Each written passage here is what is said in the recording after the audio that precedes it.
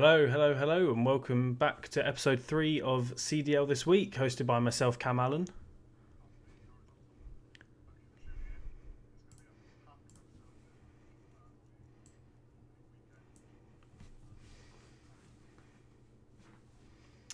Might as well just get straight into it. Just opening up about talking about the run-up to the event, the last week or so, where there was a little bit of controversy going around. Are you muted still? Oh shit! Oh no! I actually do have you muted. Oh no! Anyway, we'll continue. Apologies about that. We'll kick it off with talking about the run up to the event and all the controversy. Well, not all the controversy, some controversy. Yeah. With more so from the amateurs. Yeah, and the patch that they released about 2 days before the event. But yeah, we'll start off with the challenger stuff, where they all weren't too happy about the location of their event, were they? No, they weren't. And I think to be fair to Minnesota and stuff, the video that came out definitely didn't do the venue justice, whoever it was that posted that. But it, like, at first glance to everyone on social media, it didn't look great. Yeah, I mean, it looked like they posted it before everything was set up. I mean, there was like that floor sweeper that was still in the frame and everything, but it didn't look awful once it was all set up. When you saw photos and videos and stuff from the amateurs, I think and a lot of the pros came out and said it, and it's like, if you're an amateur playing for, was it 250k? Yeah, 250. Like, come on, you can't be complaining about the location. You can't be complaining about anything, in my opinion. You know, you're not even a pro. And pros back in the day, they were playing for 10k and they didn't complain about where they were playing. You're playing for 250k. I mean, to me, you just crack on with it. But I get that if it was cold, like people were saying it was cold, and obviously it wasn't. It was all like air conditions. It was all heated. But can we mention that Rocker tweeted, "It's heated in here." Did they? I didn't see that. They just put a tweet saying it's heated, and I was like, yes, perfect response. Yeah, but people were basing it off the days when they were setting it up, like instant first impression before it was actually fully set up and not it was go time. But I mean, the main stage looked fire. It looked so good. The whole production value's just gone up massively since last year. I was really impressed by how it looked on the stream, and I can't wait to see what London looks like, really, because that's going to be a banger, seeing as we're going to be there live. My thoughts is obviously that stage must be what's traveling around, and from comments I've seen on Twitter and stuff, people were saying how like it looked amazing on stream and it looked even better in person. So I can't wait for London then. I mean, the whole stage and all the setup, I think they've really done that well. Yeah, and talking of kind of setting up, the whole practice setup issue. All the pros turned up all ready to scrim, and nothing seems to be working. And Minnesota were in their nice fancy complex, all scrimming against each other and whatever they were doing, shooting bots and whatnot, and no one else could scrim for about 12 hours. I can understand that the pros were mad. I don't think it was fair that they threw the blame straight at Minnesota. No. I mean, we all saw Aikes' tweet about competitive integrity. Well, we all saw Seattle's tweet as well before they deleted it. That was a good one. That was a risky move by their social media manager. He probably got fired after that. I do think it is slightly unfair that Minnesota has they could just go to their offices and they were able to play. That's unfortunate, but it was blown a bit out of proportion, I think. Like, it was fixed within a few hours and they were able to scrim and practice. I get why they were frustrated, though. I mean, you rock up to an event expecting to practice, getting ready to play on LAN, and you can't practice for however many hours. It was obviously, you'd be angry. They all seemed to vent a little bit too much, I thought. They were all a bit over the top, but I could understand the frustration of it, obviously. Oh, yeah, like, you can get it. But there's going to be teething issues. It's the first event. Right? Yeah. Exactly. Like, there was issues even before the first match, wasn't there? Yeah, there was. I mean, we didn't start for about 45 minutes after the scheduled start time, and it was nearly nearly midnight before the game started here in England, was it? Or some Um, no, sorry, it was about 11:15. I think it was by the time yeah, it I think it started, was. Yeah. and it was Um, a bit late on those days, wasn't it? It was a late that weekend. was a long one. I will say. But their scheduling wasn't great. I think they've Yeah. struggled, but there was obviously a lot of issues behind the scenes that we don't know about, and But they also they just did had their best. they also just had a lot of content that they wanted to put out on the stream, and I thought a lot of it was good. They obviously repeated a lot of stuff, but then you get people. Obviously, we watched every day, doing all the stat stuff we had to be watching, but obviously you will have people coming in day by day, watching say just the Huntsman or just watching Optic. People Yeah, do come in just to watch certain games, whereas there's the weirdos and the hardcore fans like us that sit there for 10 hours on the sit Saturday. there, It was even go back and rewatch the feed. that we'll get into We'll that get on, later. yeah, We'll get we'll into get the on to that. feed stuff later and how all the teams performed and stuff. But we're just still talking about the run up to the event. Obviously, not on Twitch anymore. I mean, we are right No, now. We're on Twitch, we are here but on the Twitch. CDL is not on Twitch. It's moved over to YouTube, which is different. Yeah, But I mean, I'll start off. For me personally with stats, it was easier if I missed something, if I missed like a hard point time or yes, a domination time, because I can just hit the arrow on my keyboard and it goes back 5 seconds. So it wasn't awful, but the quality, the stream quality wasn't the best. I'm sure we can all admit that one. yeah, we definitely can. I mean, me personally, I think it's a great move that they've gone to YouTube. I really do. I think there's a lot, like it adds to this whole like streaming platform battle that's going on. Yes. As you said, like the being able to skip back was great. It'd be interesting to see if the stream quality can improve, because I did watch MLG stream for a little bit and the quality was better, but I found their stream was slightly delayed. It was a tiny bit delayed, Um, and you can't pause it and go back as easily. no, You the other problem is you can't you can't take clips of everything. So people say like Kevy Skills, they want to take clips. They've got to film the whole games in OBS. yeah. I mean, I do know from like paying attention to the whole different streaming platforms and different things going on that YouTube and mix of these other platforms are looking into like improving their features and stuff. And I Yeah. think the long term it will become just as good as Twitch. And I think YouTube's done. Like, I think it's a good move for them to move to YouTube, So because do I. also all the matches, as soon as the stream was up, the matches were there on YouTube for you to rewatch if you needed to. Yes. There's Yeah. no like messing around with VODs or anything. No, there was no messing around with trying to clip stuff and go back and then trying to take the videos from the stream. It's all straight on YouTube, which is especially good for for fans that can't watch their team play live. It's immediately up for them on YouTube for them to watch. Yeah, exactly. I think it was a good move as well. Obviously Faze is the head of gaming at YouTube, so Yeah. he obviously had some influence on that. I would have thought, talking to definitely. the people over at Activision. He's So. definitely pushed for that. And I mean, just in like YouTube, we're talking about like they signed the CDL, but it was like a big deal that they signed with just Blizzard and Activision as a whole. So the fact that they've got CDL, Overwatch League, I think they've got Hearthstone, and then I didn't realize they went that far. Yeah, I knew it was yeah. Overwatch as well. I didn't know it was. So they the basically others. signed a multi-year deal with Wow. like Blizzard. So it was obviously definitely an expensive one. I know that the Overwatch League, Twitch paid something around 90 million for that first 2 years of the Overwatch League. So I imagine YouTube's paid Blimey. even more for this. Yeah. So for the people worried about like, oh, how a team's going to make this buy-in money back, like this is obviously one of the things that's going to definitely help the league progress. Yeah, I think so too. I think it's just good to move on sometimes. Yeah. Twitch was good, but it's a Yeah. new year. It's a whole new thing with franchising. Oh, And yeah. moving to YouTube, it just seems like everything's new and everything's kind of it's like just a fresh start for COD. And I think it's really good. I think it's really good.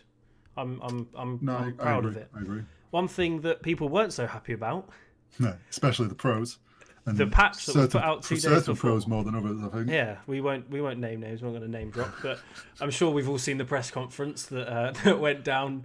Oh, I'm not going to talk, and then goes on a Yeah, I know, right? yeah. Anyway, but yeah. So, what did you think about the patch being put out 2 days before the event started? Like, if I was a pro, it's frustrating. It is. should they expect it? Yeah. I mean, definitely. every year this happens, and I get that you kind of, as a pro, you're probably hoping that it's not going to happen this year.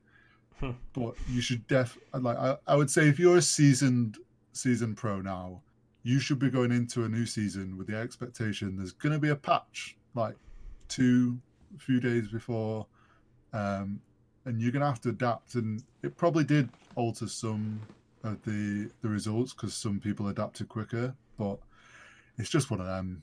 And I suppose even with COD, like the whole thing of COD is like being able to adapt on the spot. So it really just tested them more. But then again, like Scump said, I don't know if you've seen the interview that was posted on YouTube. It was in the Dexerto guy asked, "Oh, what do you think about Crimsix's comments in the press conference?" I just said I wasn't going to name drop, and I did. Oh well. Oh well. What do we think of Crimsix? Yeah, he said, "What did you think of his stuff?" He said in the press conference, and Scump just went, "Just play the game. Like, stop complaining. Just it's almost like what Syndicate said. He was like, just adapt, bro." Yeah. It's like, it's not just adapt. It's like, but just play. Like, yes, you can be angry, but keep it internal. You know, you don't need to be going out, and you can say it behind the scenes to the league, because you as the players, you have the most power, or your organisations. You know, you can go and make those complaints behind the scenes. You don't need to come out in a press conference effing and blinding everywhere and being like, this is shit. Like, it's just not the best way to go about it, in my opinion. It's really not. Like Scum's right. At the end of the day, they're pros. They should just get on with it and just play. And if they're good, like if they're as good as they say they are, they should be able to adapt to that and play. I was hoping you wouldn't use the word adapt. Sorry. No, you're good. But I also agree. Like Crim, I really love these press conferences, and I'm sure we'll talk about them more later. But yeah, he didn't really go around it the best way of sharing his opinion. No, not at all. And again, we'll keep on the subject of problems per se. Get all the bad stuff out of the way first. Yeah, moving more into the day's play, the first day, the Codcaster. Yeah. Where do we start? I personally, as I'm sure most people that are watching this on whatever platform, you know that I do the stat stuff and do statistics with the CDL, and obviously Horizontal has been helping me out with the graphics and stuff, so we've been doing that together. Jesus, the Codcaster on that first game, I just remember the match starting, and I looked to the top and went, there's no stats. Remember the first message I think you sent to me was something like, literally, there's no stats. No stats, we're fucked. And I was like, let's just hope. It's the first few minutes. Let's hope they show it. Yeah. And it's like my brain's processing, thinking, how are we going to do this? Oh, I was texting you being like, I was shell shocked. I was stunned that there was nothing. Obviously there is stuff, but they just didn't show it. And I actually went back. I'm sure most people do know this. I went back and that whole game. I know you did a lot as well throughout the other series, but I went back on the Saturday and just rewatched the whole game, just counting the kill feed one by one. Jesus. That map one of the Huntsman, like no stats were shown in map one, really. And obviously Twitter, on YouTube chat or whatever, social media, everyone was like, the big guys that use stats and that were kicking off. Yeah, JP was like, I guess I'll just have to go and read kill feed. Like, Easy Mac was on one. I was on one on Twitter. Lion Man was he was like, cards are done. Like, what do I do? I mean, there was like, they weren't showing stats. There was also that first map, like, it was like a kid with a new toy. Whoever, like, it was probably Paradox. I'm pretty sure. I'm not going to call him out because he is the best. I understand they had all these new camera angles and they want to try and see, let's see how this looks and that. But it was all over the place. But I will give them props. Like, even after that first map, they started getting it dialed in a little bit. To a degree on the first day. The second day it got a lot better. But like map 2 and map 3, there was little bits of stats here and there. Well, you went back on map 3, didn't you? 3 seconds. Yeah, this is where like you were carrying on watching and I was going back, and if anyone gives me a kill feed that's only about 4 pixels quality, I probably could work out who's playing. Yeah, it was tough. It was tough work, but we both grinded it, and we pulled through. As the day progressed, like by the end of the first day, it had improved from that first map. It wasn't where we wanted it, but it was better. The problem was part of the problem was that it was so late here in England as well that like I love doing what I do, but when it's getting to I think what was it, the first night I went to bed at 6 a.m. Yeah, it was like 5:30. But that was just because it took us so long to go through everything and make sure everything was correct. And I was carrying on with the next game's counting stuff, and you were going back and pages and pages of kill feeds right now. I've got it all right here. I've got it literally sat right next to me, just scribbling everyone's name. And it was definitely teething issues, and it kind of, I feel like it showed that there maybe hadn't been any practice with the fancy tools. Codcaster, and like actually having like a practice run through. But they learned like trial by fire. The casters, Maven especially, was great in communicating on Twitter that they were working on it. Even today, when I was talking to him, he was saying there's going to be improvements. We're going to be working and nagging them to make sure that there's stuff that's more suitable for the viewing audience. And he mentioned about the colours, because I know not just us, everyone was like, I can't see anything. Some guy tweeted me today being like, I could see everything. He was like, but my son's colourblind. Like, he could not tell who was who. And I was like, that was definitely something that went through my mind. Like, things like the dark blue on the black, which is hard enough for us to see, but if anyone's got any sort of colorblind issue, then it really makes things hard. But I will say though, props to them on actually adding team colors and team skins, because I think that's a really good way to help new viewers see which team is which, and kind of like, for a viewer experience, it's a great idea. They just kind of needed to execute on the colours and maybe test them a bit first. Yeah, like you said, it didn't seem like they'd tested anything at all. And Paradox, I'm going to presume it was Paradox that was on the Codcaster, that the first map he was switching between the third person, the free cam.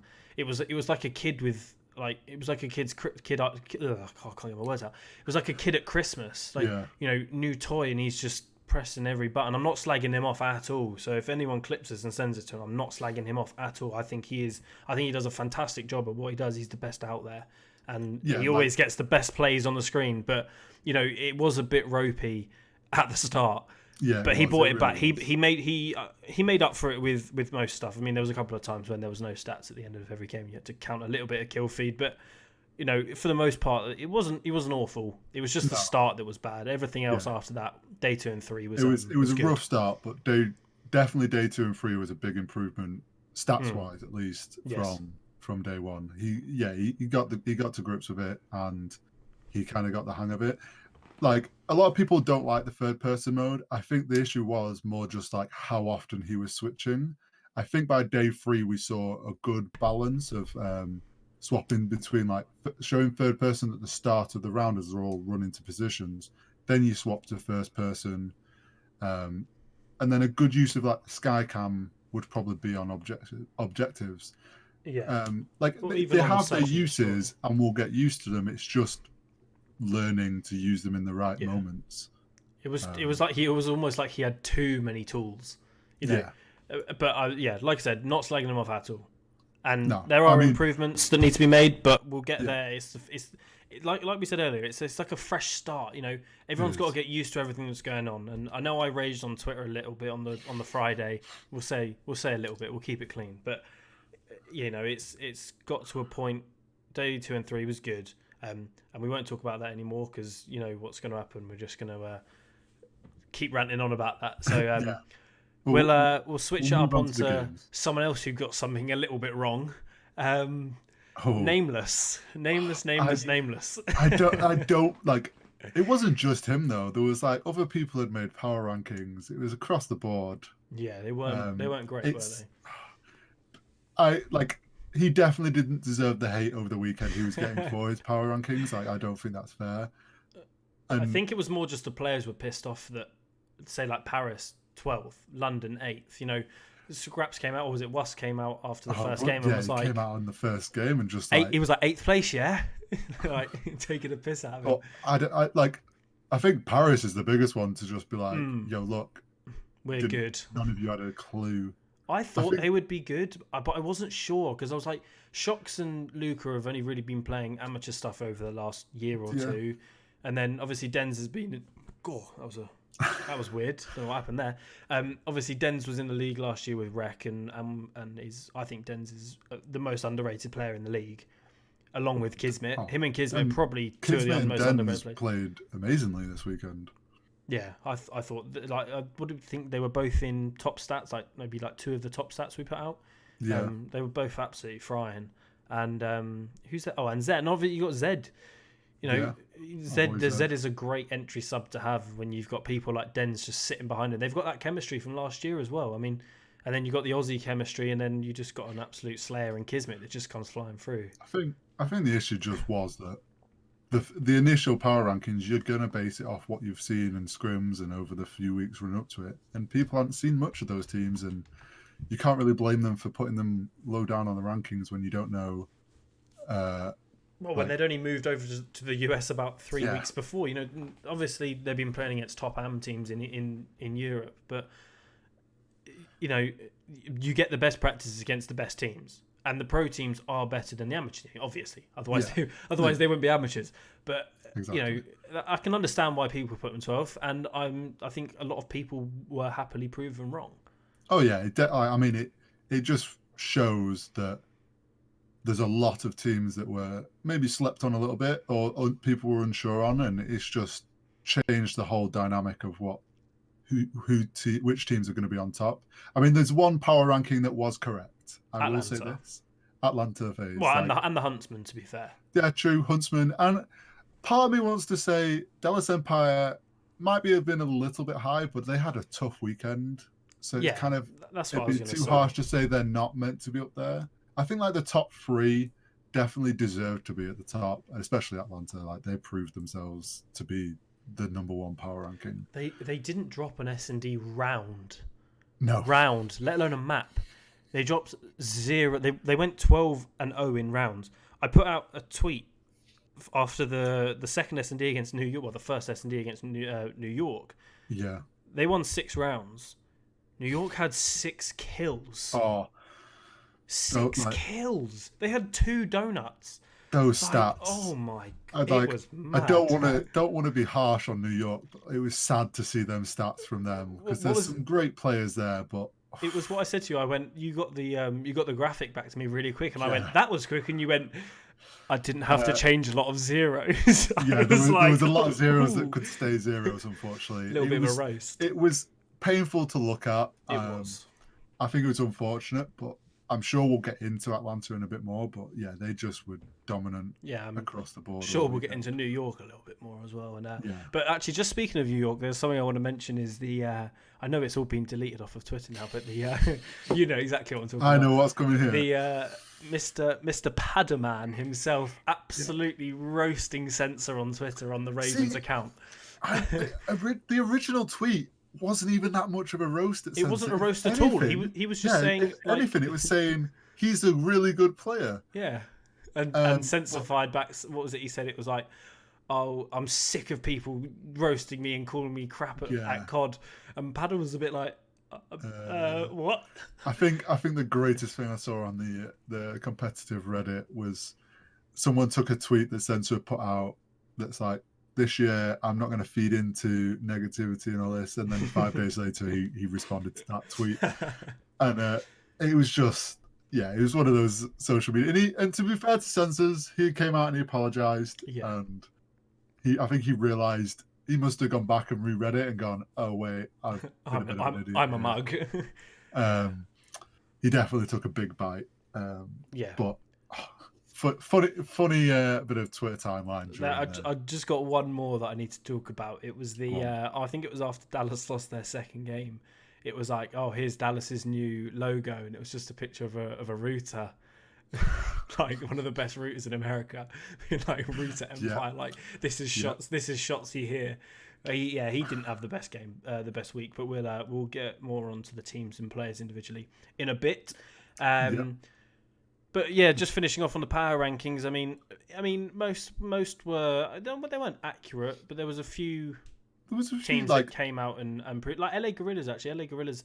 I'm still not convinced. Obviously they went 1-1 and they got unlucky in their first game, but I'm not convinced. Definitely say it was 2-0, but I mean, Aches had a 0.7 and a 0.6 across both.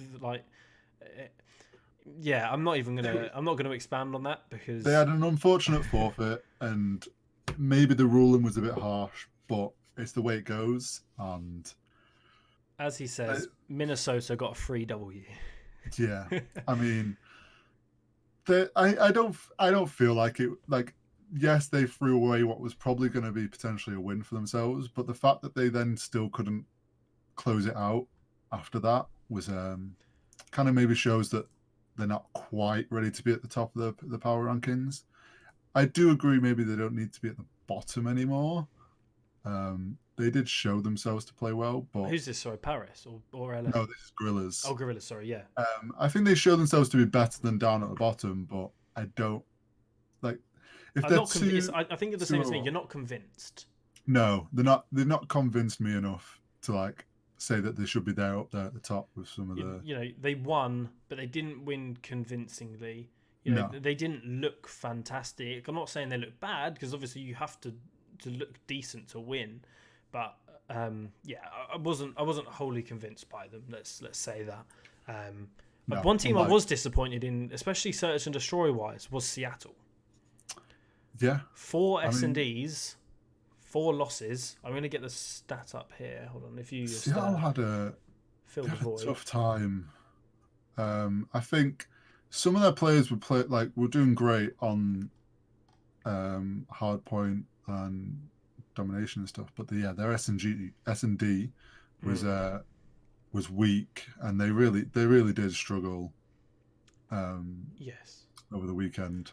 So stats wise, they played 4 S&Ds, had 36 rounds, so almost 10. So what's that like? That's 9 rounds per S&D.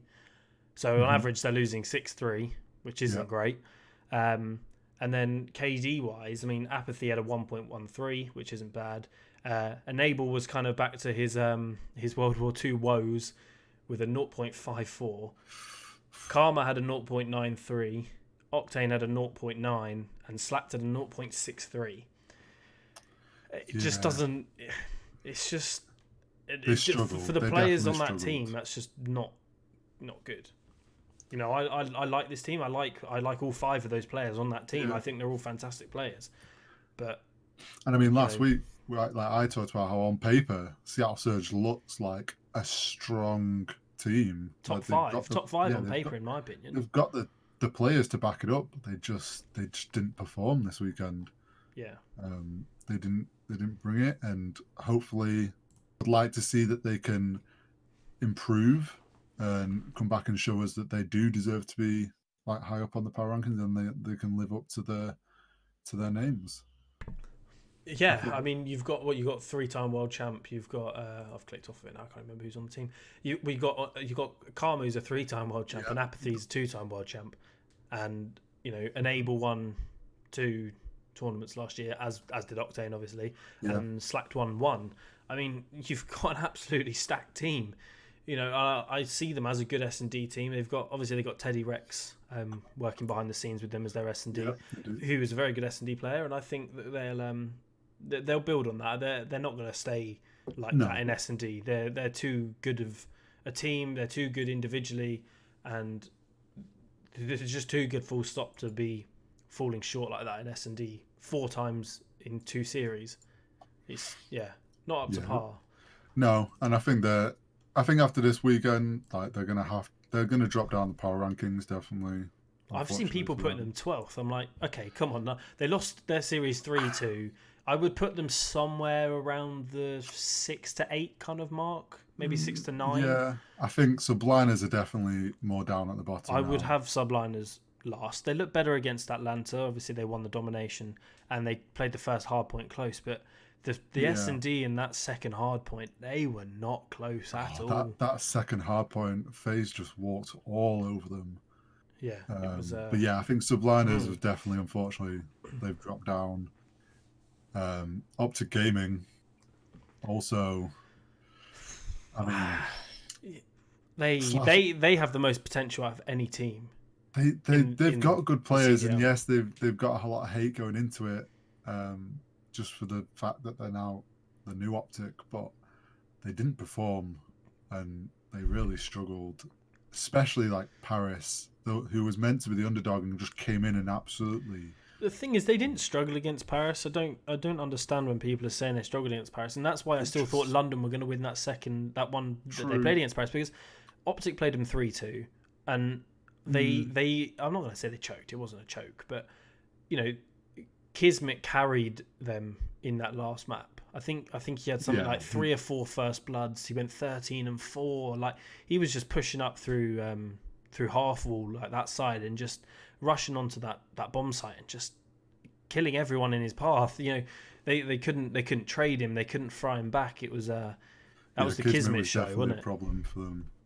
Kismet's going to be a problem for a lot of people this year. I feel like we're going to be talking about him a lot every Monday. It's going to be the Kismet kind of stuff, because I remember seeing him in World War II when he was playing in the Open. It was the last chance qualifier against Lightning Pandas, which was like Theory, Goonjar, people like that, and he was talking some shit after the first 2 maps, and then he got reverse swept, but he was frying in that, and that was 2 years ago.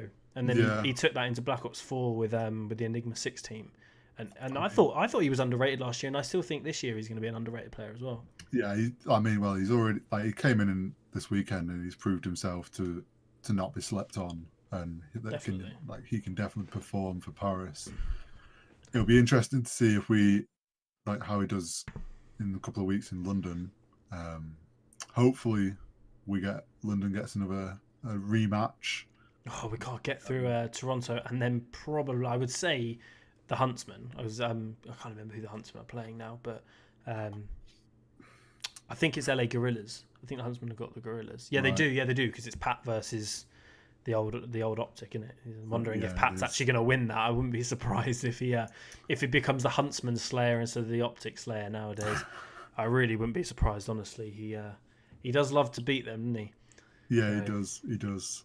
But it's going to be tough for us to match up with Paris again. It'd be nice to see that again, though. Definitely. Yeah, I don't think it's good. Well, we definitely can't until the bracket, so that's kind of sucks. But I'd love to see us versus Paris. That would there'll be a lot of abuse thrown. Let's put it that way towards the Paris lot. I think the crowd will definitely be against Paris all weekend, shall we say? Oh God, I'm going to be hurling abuse left, right, and centre at them. I love Zed, and I actually do like. It sucks because I really like the players on the team. It's nothing against the players. It's just Paris. Just your hometown. It's a rivalry, we can like the players. I just don't like the organisation. But seeing as we've already started to talk about teams, we'll kind of move off the power rankings now, and we'll kind of talk more about the teams individually, how they performed, and then on the end of that, we'll start to talk about who's to watch out for in London. Obviously, there's only 8 of the 12 teams going, but we'll. Do we want to start with? Do we start with Atlanta, or we already briefly touched on them? We said we'd touch on them a bit later. Might as well go through alphabetically. I've got it all up here. I mean, Atlanta they were so dominant all weekend across the board. They had an answer to every situation. No matter what. Sorry, go on. It was just they just showed they know what they're doing, and they had control of every match. It was just all you were messaging me. You were like, they're just so dominant. You're like, they have an answer to everything. Like, they get triple capped, and then suddenly they've got 2 caps, and they, in domination, they were, obviously that was the only game mode they lost, but I was just using that as an example. Like, they would get broken, or they would lose spawns straight away for a hill, and they would immediately have control of the hill again. And it's like, how do you do that? Like, how can all of you play at such a fast pace? See, this, one thing that struck me that their calculator was somewhat. I think Maven tweeted about the fact that they went like on domination. They ran in one at a time, and obviously we were all getting killed. And he talked to them and asked them. I can't remember which play it was. Said, "But yeah, we did that on purpose because it's easier to flip spawns if we're all dead."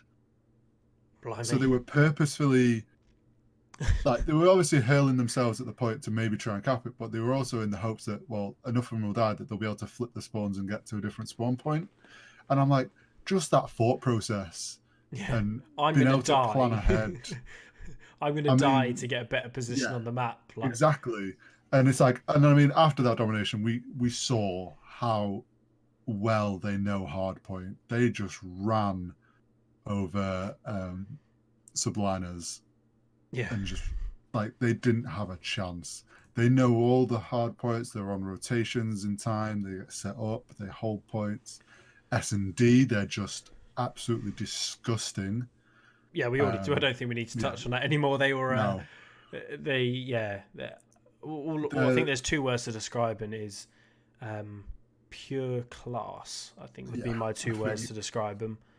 And one word would be unmatched. 3 of their players were across all of our top 10s from the weekend. Yeah. I think Simp was in all of them bar 1, which just shows like Celium was in all of them. Priester was in like 4 or 5 of them. Yeah. They all just do it. They all do it all. I think that's what's so balanced. I remember coming into this, I made a video with Geometric. Well, she made the video and I supplied her with all the statistics for it. And she was kind of discussing how this Atlanta team would play, obviously with them all being a little bit inexperienced and young, but you know, they've just come in and I mean, everyone knew they were going to thought they were going to be good, but they've upped the levels of kind of, I feel like, what everyone expected of them.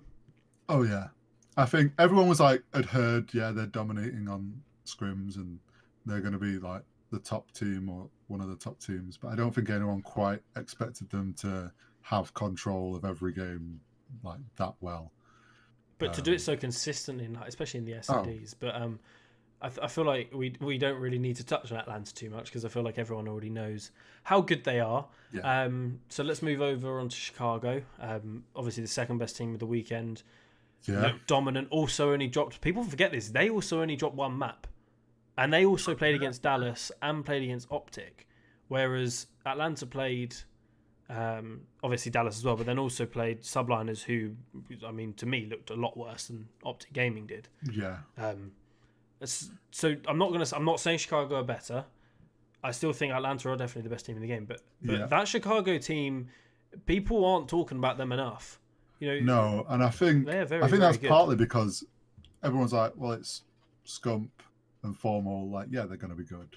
Like, everyone just expects them to be the top team. And I think to see Scump and Formal together, RCTs, they've got a strong team, and they proved that it doesn't matter. It's not like the Optic team was the best. Like, it doesn't matter that that's no longer a thing, and they've all gone their separate ways. Like, Scump's still showing that, yeah, I'm top on whatever team I go on to. I mean, he had a crazy series. If we look at his stats across the board, he had a 1.1 overall. He had a 1.04 respawn, a 1.0 hardpoint, and a 1.12 domination. But he had a 2.25 in S&D.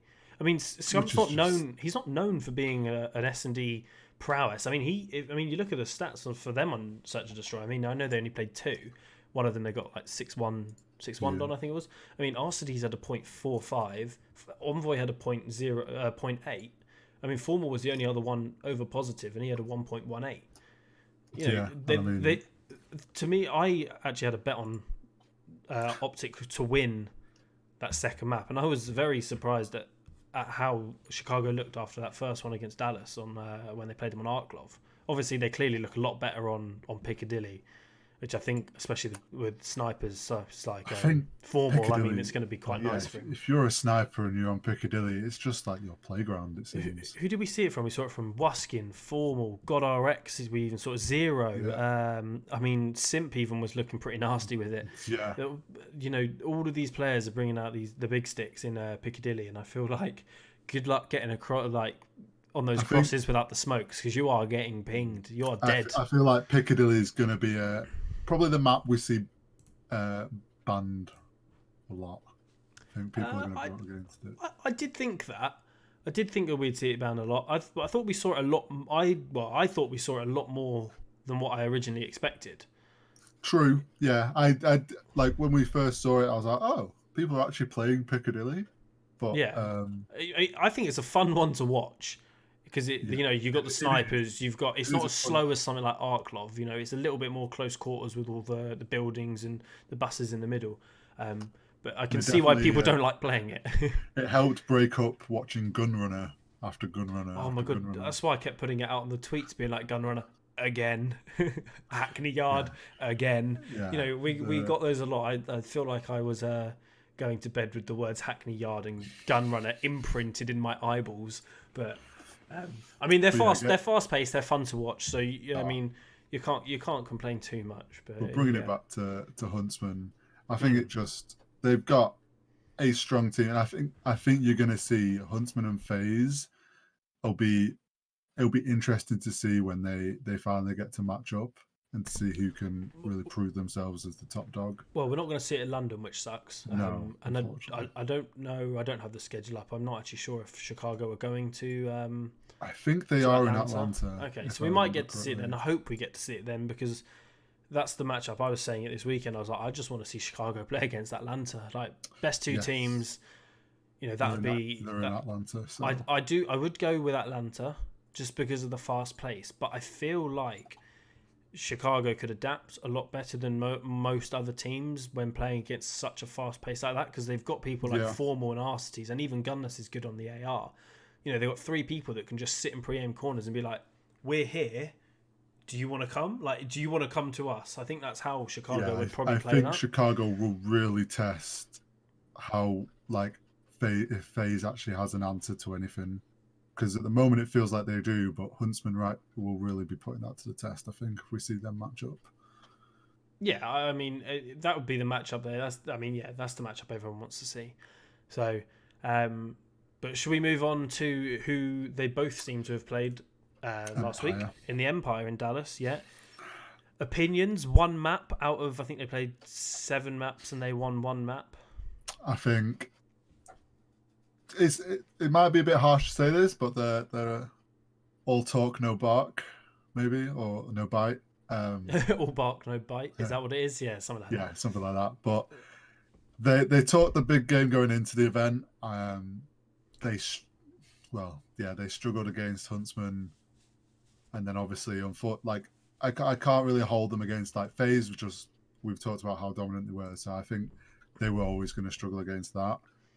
I don't think it's fair to say that they're not a good squad. No, I agree. The hardest lineup of the weekend. I mean, I had them beating Chicago. Admittedly, I didn't know how good Chicago were. I hadn't watched too many scrims, but I was surprised that I kind of knew that when they lost to Chicago they were going 0-2.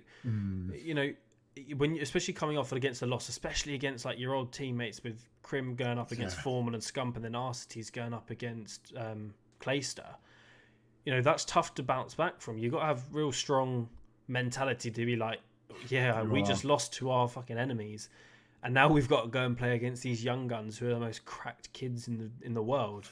Yeah, and they just watched them run over New York. Yeah. Nothing. So yeah, they definitely going into that Atlanta game were gonna struggle without a doubt.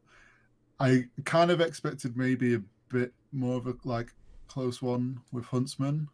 I had Huntsman to win. I felt that they might as much as Dallas were proving to be a strong team in scrims and stuff.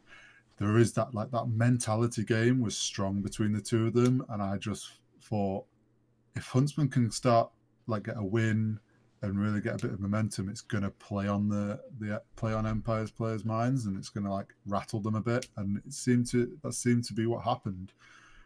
You could see at the end of the match, words were definitely thrown. It's all for show. They don't hate each other. There's some bad blood and there's obviously been some misunderstandings, but I'll be very surprised if if Scump and say Formal, they and Crimsix, they all hate each other. Like, I just don't buy into it. Scump's a clown at the end of the day. Like, he loves to take the piss. So yeah. It's definitely, I wouldn't say it's hate. I think it's just that strong competitive nature. 100%. They want to beat each other. They have a bit of bad blood with the whole breakup and the free agency stuff. But there's no hatred. I don't believe there's any hatred there. I think, if anything, it's just more... Crimsix is the one who's saying a lot of the stuff, and it's kind of just bit him in the ass, really, after that matchup. But Huntsmen are definitely looking strong, and Empire, I think, are going to be a strong team. They just had a tough matchup, so it's kind of hard to say at the moment. I think they're coming to London, so it'll be nice to see how they do in London. Hopefully with I want to see Illy games. I specifically want to see Hugh frying again. He was nasty last year, and I want to see Illy doing well, because obviously he's come up. I don't know too much about Shotzi. Obviously I know he's a former world champion in Halo, and obviously other players, including players on his team, have previously transferred those skills into Call of Duty. It'd just be interesting to see. They've put a lot of faith in putting him straight on this team, so it'll be interesting to see if he can repay it, because they have one of the greatest players of all time sitting on their bench. This is true. They do. And I know everyone knows. It's Tommy. He's just sitting making a free rack, But I know he wants to be playing. I mean, Tommy a little bit better than I do. Yeah. I mean, I'm pretty sure it was Clayster tweeted yesterday at the end of the event that maybe they'd have to sub him in London, which I'd love to see. Oh, I'd love it. Like, if that's something, like, briefly, like, I'd love to see. We didn't see any of it this weekend, but it'd be quite interesting to see if we do start to see subs get used and subbed in maybe mid-match. Yeah, I mean, we touched on it last week, or when was it? The week before, whenever it was. Yeah. I don't know how much we will see it mid-match. I mean, between series, like one series to another, potentially, if someone really is struggling, or someone's ill per se, we will see the odd sub if they're there. I mean, the players might not even be there. I presume Tommy's going to travel over to London. I'd be surprised I'd be upset if he didn't. I think he is doing. Yeah, I would. I mean, you can probably DM him and ask. Well, I mean, either of us could DM him and ask him. But moving on. If you're ready, if you're done with talking about Dallas, we can move on to, because we've got quite a few teams to get through, and we're already about 40 odd minutes into this podcast. So it's gone quick. We'll start talking about Florida. Pleasantly surprised, personally. I thought they looked good.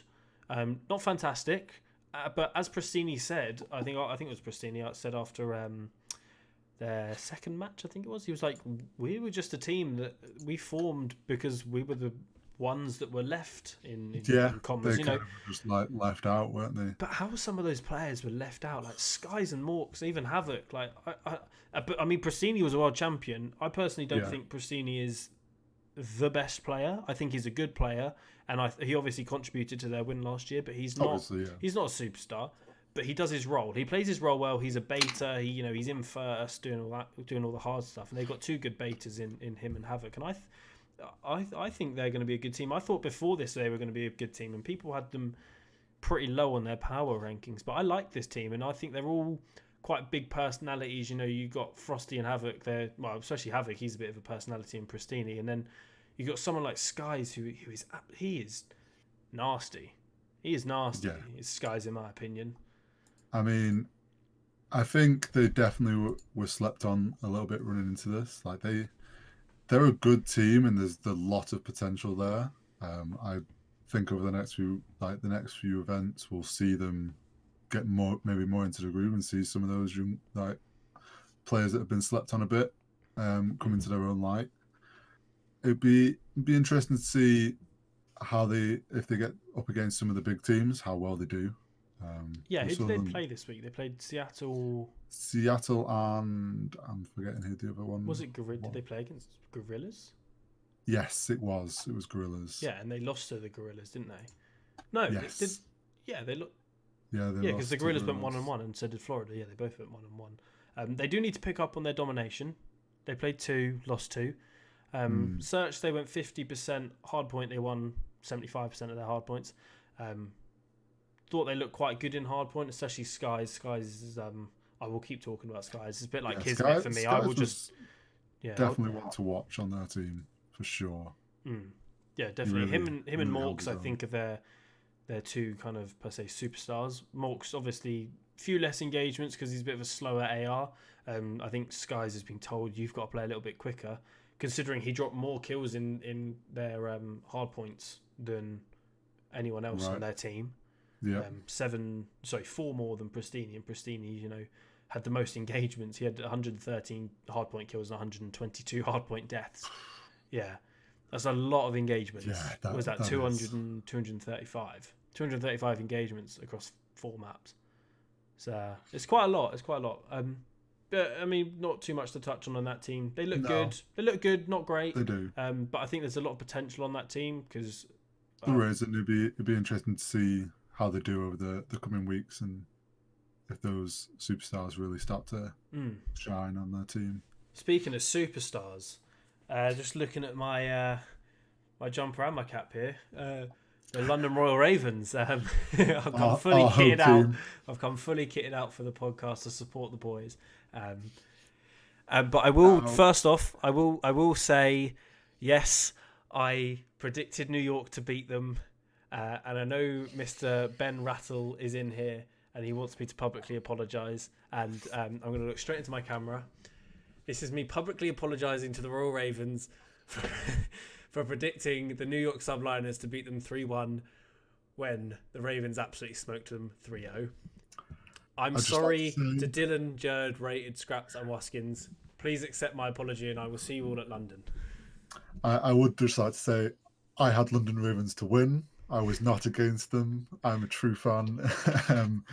Though I do give Subliners a bit more credit. I had them for free too. But I think we all thought Subliners were going to be better than they were, but we'll touch on them in a bit. We won't go into them. We'll continue talking about London and how they looked very good in the first series. Yeah, they not were. Very good in the first series. One against New York, they came out like on fire. Absolutely on fire. Waskins, I don't think we need to talk about anyone else apart from Wask. I mean, what did he have? 2.09? 2.09 in a whole series. 3 maps. Yeah, he had the highest KD, didn't he, of the whole weekend? Yeah, with a 1.6. Yeah, I'm just going to try and find some map stats here from. He just came out London. On Piccadilly, especially, and all the casters made the joke. Well, it's their home ground map. They know it better than others. No, Wuskin just came out like an absolute god. But the thing is, to me, he wasn't just slaying. I mean, he had 26 and 16 in the first map, but he had a minute 10 on the hard point. In the Search and Destroy, 11 and 3 first bloods. He was shooting people through the bloody. Oh, he got through the smoke shot. We've got to like that shot made me jump out of my chair. Like, it's just shots like that don't happen very often on a pro stage. No. And it was some great moments of that match. And then I wasn't concentrating then. He into the Dom, I mean 32 and 14. There's no words how good he was. But it's not like he was playing against amateurs. He's playing against Attach, Zuma, Accuracy, Temp, and Zero. Yeah, like strong players. World-class players. I mean, you've got world champions in there. I was absolutely dumbfounded at how well he played. That's not me saying he's not a good player at all. I'm not saying I was so surprised that he played really well, but he exceeded all expectations. That was the best performance. We gave him MVP in all 3 maps. That didn't happen any other time of the weekend. Finals. What were his final stats? They were just unbelievable. Oh yeah, no, he definitely came out and performed for London and the Ravens. Like, he led that team in that first series and really showed why they're going to be a team to watch. Yeah, obviously they looked a bit inconsistent going into that second game. Yeah, I think going into the second one with Paris, whether they just weren't like on it that because they played morning games on both, and whether they just weren't like awake, locked in for the Paris. Maybe there was this because there was so much they won't admit that there's pressure there, but there's across social media, like we built up this rivalry of London v Paris. You're definitely going to go into that game and be like, right, we got to win this to prove a point that we're the better EU team. And sometimes that can go against you. Kismet, obviously, we've talked about him already. Like, he definitely gave London a hard time. And we struggled a bit. He'll give a lot, like we said earlier, he's going to give a lot of people a hard time. But just finishing up, touching on London, Dylan was pretty cracked in domination. I think he had 20 caps across 2 games, had a 1.0 in domination. I mean, he's only going to get better. Yeah, he's disgusting. Is Dylan? I'm excited to see him for the season. Obviously, he came into relevancy last year, and I just like this team. I like this London team. I'm not just saying that because I support London. I genuinely like the look of the team. That first series, I definitely think we saw the potential that is there and how good of a team they can be. So I'm sure as the season progresses, we'll really see them get into their own and show us why they're one of the top teams. Yeah, I hope so too. Talking of teams that aren't so top in our opinion, don't think they're awful, but not wholly convinced like we mentioned earlier, so we probably won't stay on them for too long. But the LA Gorillas looked alright. I mean, we've already really touched on them, so I don't really want to say too much again because we'll probably just be repeating ourselves. But they played a lot of maps. Sorry, go on. If you got something to say. I was going to say, there's not much more that we haven't already said. I think that first series they came out looking quite strong and dominant. Looked like they were just going to take the map, and then I understand like there was a ruling on and they lost the second series by forfeit, and yes, that's unfortunate. Was it a bit harsh? Possibly. We don't really know all the full details, but that clearly knocked them, and they just weren't able to kind of recompose themselves after that. And they did. They did because they did beat Florida. You got to remember they did. Come out and beat they did Florida. in their second. Oh, sorry, you're talking about in the game against Minnesota. First match against Minnesota. Like that first 2 games, they had looked dominant, and then they lost that ruling, and it obviously got in their heads, and Minnesota Rocker was able to then just pull it back and take that win, which kind of is why I think we feel we're a bit unsure.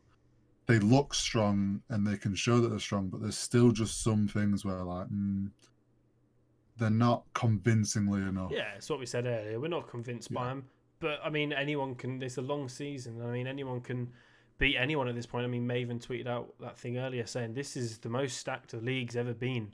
Anyone can beat anyone, and I really hope that we're in for a really good year. Talking of the year, started off the year in Minnesota, and so we'll move on to talking about the Minnesota team. I like the look of the team on paper. Yeah. Wasn't wholly convinced. People have put them top 4. I mean, in the power rankings. I mean, we can't talk about power rankings too much because obviously last time someone did them, they were a bit skew-whiff, but I'm not sold. I think they're good. I think they're good, and I think they've definitely got a lot of potential there. And they did play well over the weekend. They didn't play overly convincingly, like they didn't really dominate. But I think they definitely had home field advantage, and as like just having that home crowd behind you is definitely going to help keep you going. But yeah, they're a bit. I don't know whether I'd put them right up in the top, like the top 5, but the weird thing is, like, who else do you put up there? Yeah, it was a weird look weekend. Good. Kind of like they've come out 2-0. With a I think I might be being too harsh. Yeah, they didn't look awful, but they did get. My point is they got blessed. Blessed is a harsh word. Yeah. They got lucky in the first series with the forfeit and completely rocked the Gorillas. They didn't recover, and as X says, they took a free dub. It wasn't a free dub because they still had to go out and win the rest of the series. But and I mean, they're good. Like they played Ultra, and I wouldn't say they convincingly beat Ultra. No. That was a close game. See, that's what I mean. They're like the Gorillas. I'm not convinced. I think they will be good, and I think they can be good, and I prefer them over the Gorillas. I think they're better than the Gorillas, but I'm just not fully convinced. No, yeah, I know what you mean. There's too many things that weren't going right for them. That like they won their games, but they still were making a lot of mistakes in places and struggling at times. So I think that's why it's kind of a bit unsure still. It'd be interesting to see how they do over the next few weeks and see if we get a better feel for how good they are. I will say one thing though about Minnesota Rocket. I loved Gary V's thing. Oh, I thought you were going to say something else. Desk. Yeah, that was funny. I've been as I said last week, I've been a fan of Gary V for a long time. So I was so ready for him to start effing and blinding on the analyst desk. Yeah, that was funny. There was Lottie was like, "Oh my god!" Yeah, and Hex's face is the best. Hex's face is the best.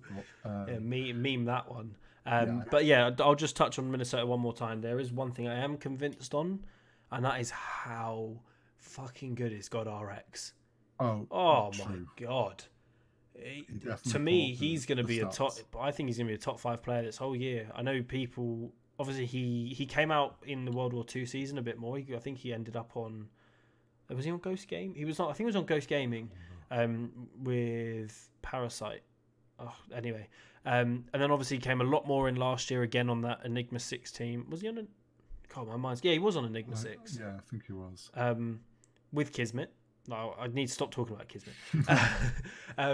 And I mean, what was I can't remember the event it was, but he had like the best stats of the whole event last year, and he's just carried that on. He carried it all through Miami and champs, and then has carried it into this year. I thought he looked phenomenal. He did look really good, and I think that is one of the reasons why Rocket looks good at times. Is like God RX definitely helps lead that team.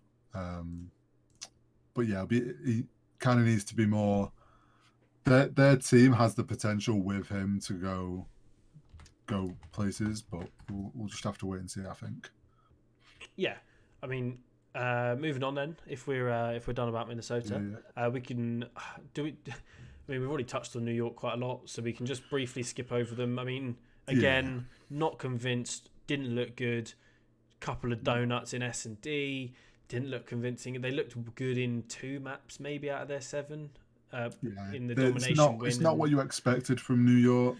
I definitely thought they'd do better this weekend. Yeah. It's a shame, really, that there's definitely players on their team that should be doing better and should be like playing a lot better than they are. But it's week 1. I guess you kind of got to give them a bit of benefit and hope that they maybe get the things fixed and can start looking more like they should. But they've got a stacked roster. Weekend. They've got a stacked roster. They should be. I'm not going to say they should be doing better because I don't like using terms like that. But they have. It's weird because I didn't see any potential. I saw a tiny bit of potential in a couple of matches. Not as much potential as I saw in like the Minnesota and even the Gorillas team. But you just look at those names on paper and you just know you're just like they're not going to be bad for the whole year. No, they're not. You know, they're a good team. If they can get their hard point a bit more on point, I think they'll start to look good. They won the domination against Faze, but it's kind of hard to put a team up for winning. Like domination's so it's weird, isn't it? Unpredictable. It's a weird one. Domination. At times. So yeah, it was just a tough weekend for them, and I would hope to see them do better, but I guess we'll just have to wait and see. Yeah, but we can move on to another team that, on paper, as well as New York, definitely underperformed, which is obviously Optic Gaming LA. It's a weird one. To me, they're the 2nd or 3rd best team on paper. Yeah. But they looked all right against Paris. They looked, like we mentioned earlier, they looked decent. They didn't look awful, but they didn't look great. But then, I mean, you're sticking them up against the Huntsmen. The Huntsmen just fried them to another level. They did.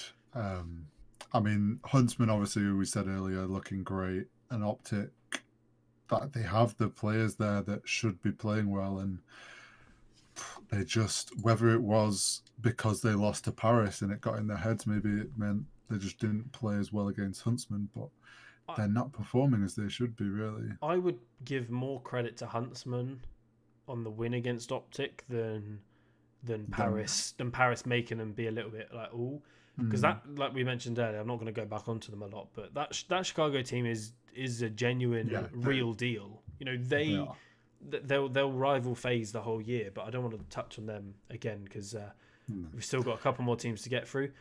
Speaking of Paris, we've already touched on them, but let's hear your opinion again.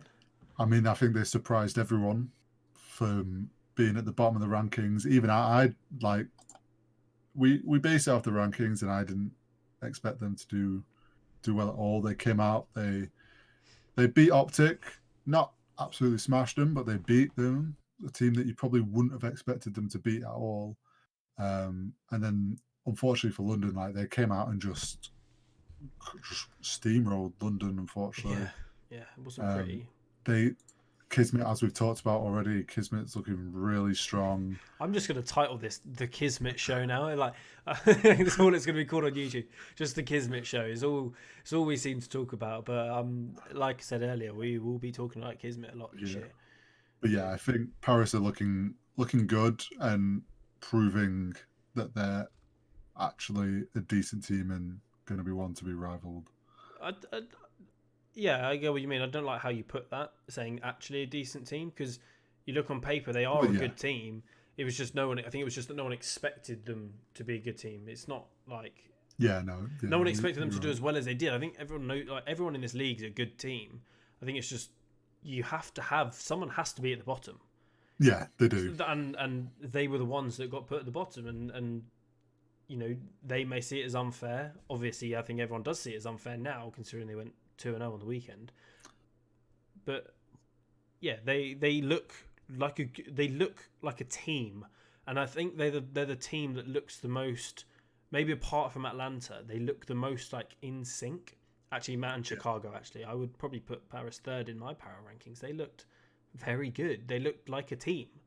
Like they look like they like each other. I think that's the difference between them and a lot of other teams at the moment.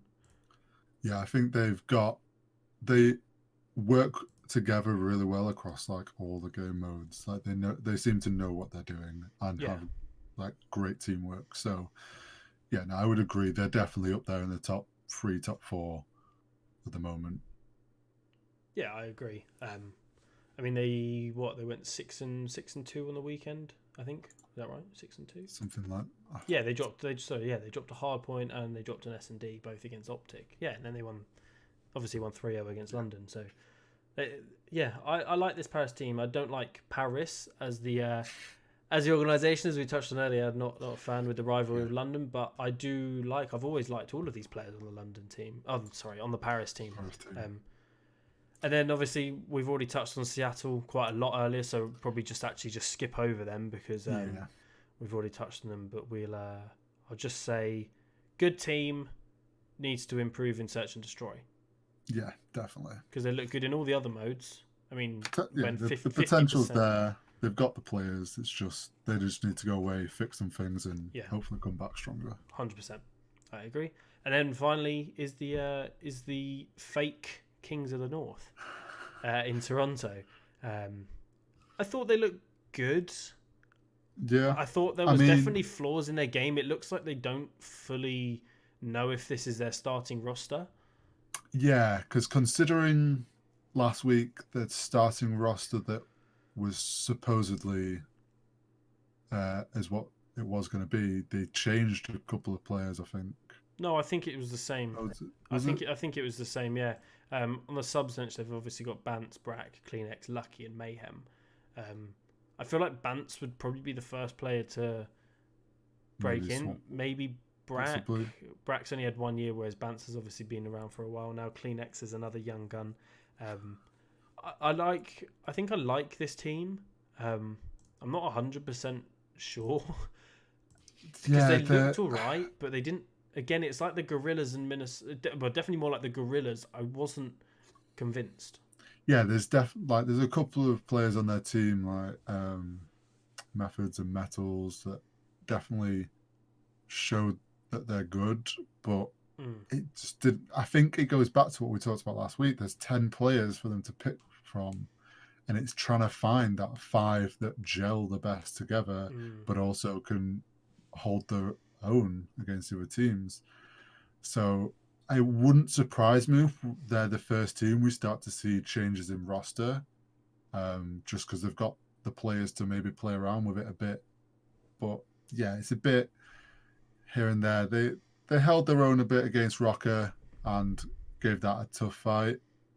But I wouldn't have, like we said, they're a bit more like Gorillas, not fully convinced yet that they're a solid team. I think I'm convinced with their Search and Destroy. I mean, they played 3 with 28 rounds and 3 wins. They won all of their Search and Destroys. Classic looked phenomenal in that Search and Destroy against the Rocker. What was it? I think he went 16-5, was it?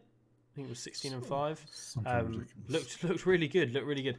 But Classic is one of them hit and miss players. I mean, he's a bit. Obviously, last year he was the banter, wasn't he? Everyone was just taking a piss out of him, being like, "You're shit." And this year he's looked better. Just it's the same for me. I'll say it again. It's the same as the Gorillas. I'm just not convinced, not sold on them. And I agree with you. I think they'll be the first ones to probably make a change. Not because they're not good, but just because, like we said, I don't think they fully know their roster. I don't think they fully know who they want to be starting. They released their roster so late that's what it feels like. I would agree on that. Yeah. I think they'll probably be going away. It wouldn't surprise me if they're going away and just trying different rosters and different setups. Are they at London? Have you got it up? I can double check. Because if they're at London, I feel like they won't change They much. are at London.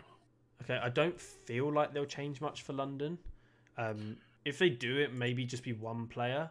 Yeah. Even then, I wouldn't be surprised if they don't. Swap out someone in there. Maybe swap some stuff out for a player out maybe for the hardpoint or domination, but keep the same Search and Destroy. Search and Destroy roster because they know that's looking good. But yeah, I mean, it'll be interesting to see.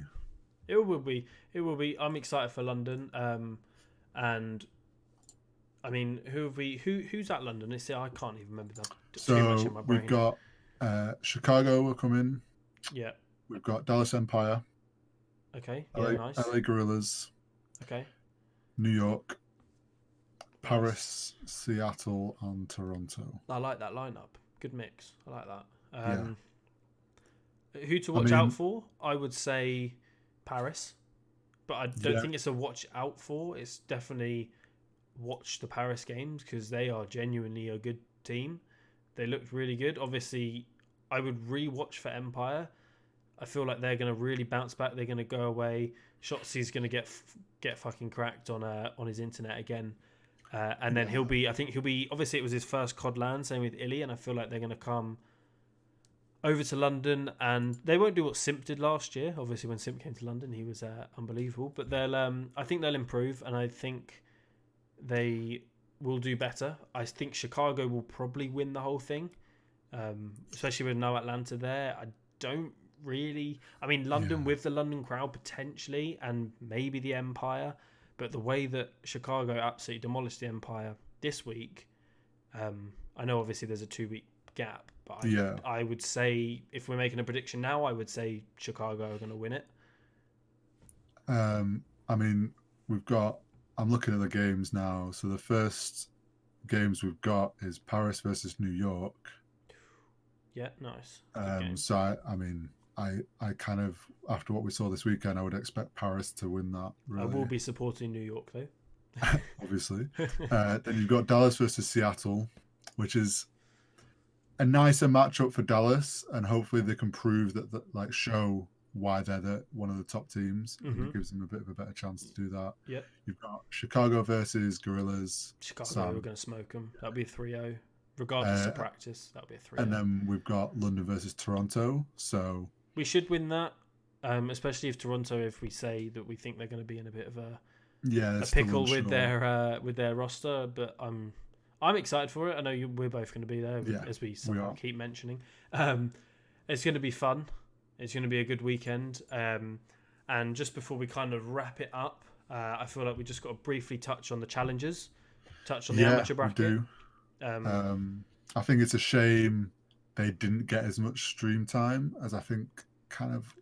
Yeah, can we just talk about that? I got the sense at first that there was gonna be some games shown in between matches, and I guess it probably came down to the scheduling issues they had, like they were running over, so maybe all that stuff kind of just went out the window. One, I can't believe they didn't have an open bracket stream. Awful. I feel like they're gonna have one for London because you've got like some the casters, like you've got Bryce and Ton, and then there's a couple other ones that I'm sure will want to be doing open bracket, like Spaceman, Alley Cat, people like that. They're going to want to be doing that amateur stuff, and especially with it being a smaller bracket, I feel like for Minnesota, with it being such a big bracket, it's like, who do we show? But with London, obviously, it's a much smaller kind of event. I think it's only 64 teams. So we'll see what happens.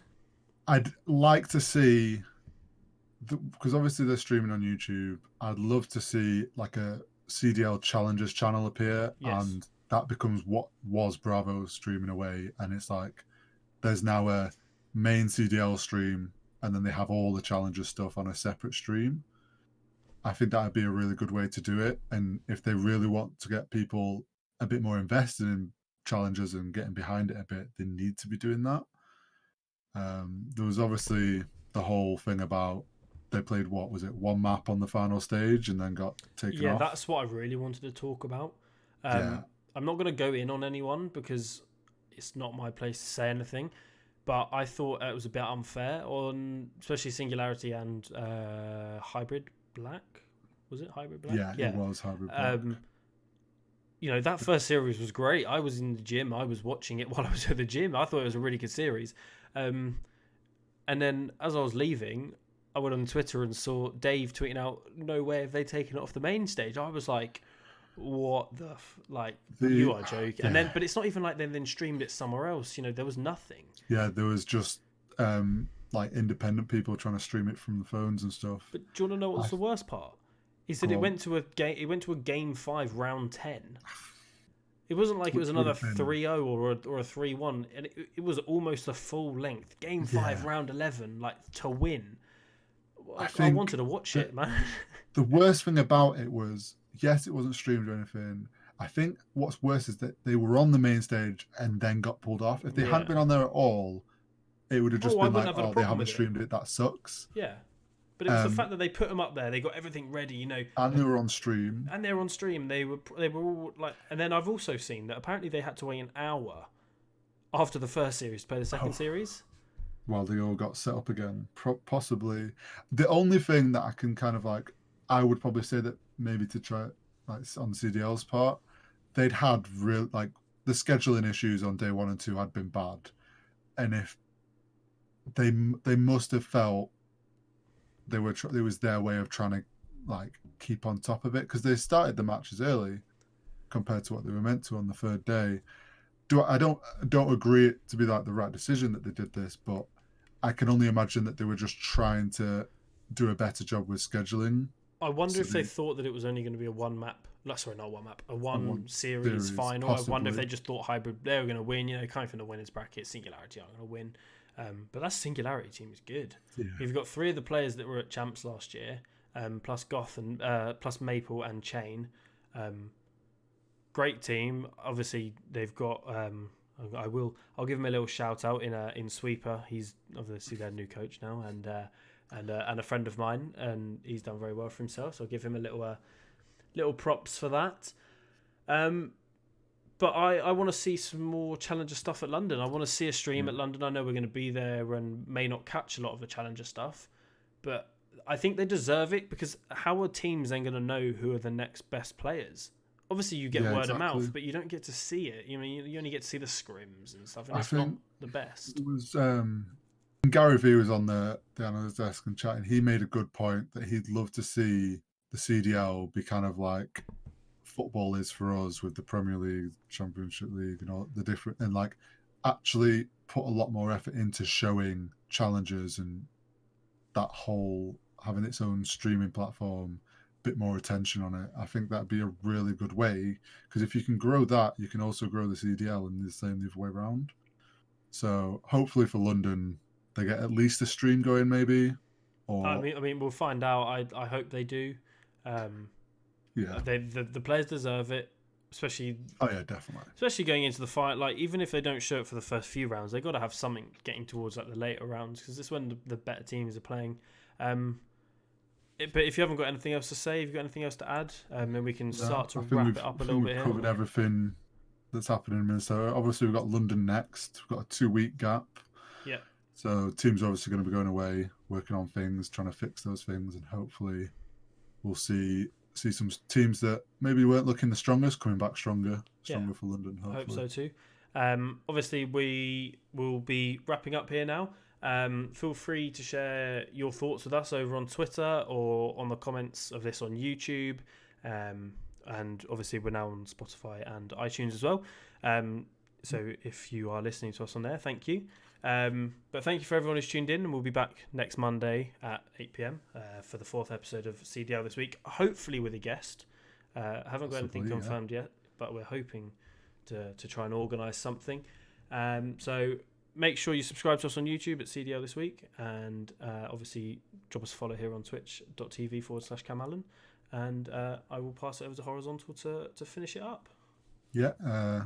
If you have missed any of today's stream, it will all be up on iTunes and Spotify tonight. So make sure you go follow those if you do prefer listening to audio rather than watching video. But I would say that's it from us, and appreciate everyone who stopped by and listened. And if you are listening to this, and we'll catch you all next week. See you later, guys.